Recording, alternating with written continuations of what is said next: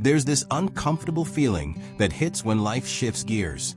That sudden, shaky sense that you're starting from scratch.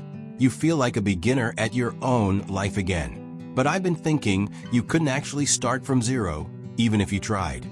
It's easy to feel vulnerable when you're in a new season. You feel exposed, maybe a little behind, like you've lost the ground you worked so hard to gain. But we often confuse a change in circumstance with a loss of character. I felt this recently, that back to square one anxiety. But then I looked back at who I was 3 years ago. The person I am today knows how to breathe through a panic attack. I know how to set a boundary. I know how to be alone without being lonely.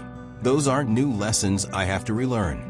They are the permanent ground I've already won. Think about the hardest thing you've ever walked through. The resilience you found in that moment didn't evaporate just because life got quiet for a while. It's still in your marrow. Growth isn't a straight line where you leave the old you behind. It's a spiral. You might find yourself facing the same old fears or the same beginner anxieties you had years ago. It feels like you haven't moved. But look closely. You're passing those fears from a higher floor now. You have more tools, more perspective, and a much shorter recovery time than the last time you were here.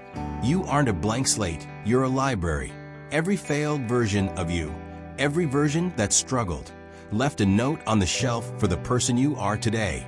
So, if you feel like a beginner in this new chapter, try to remember your invisible inventory. You aren't starting over, you're starting from wisdom, and that makes all the difference. What's one piece of inner ground you've won that you're carrying into this new season? I'd love to hear your reflections below.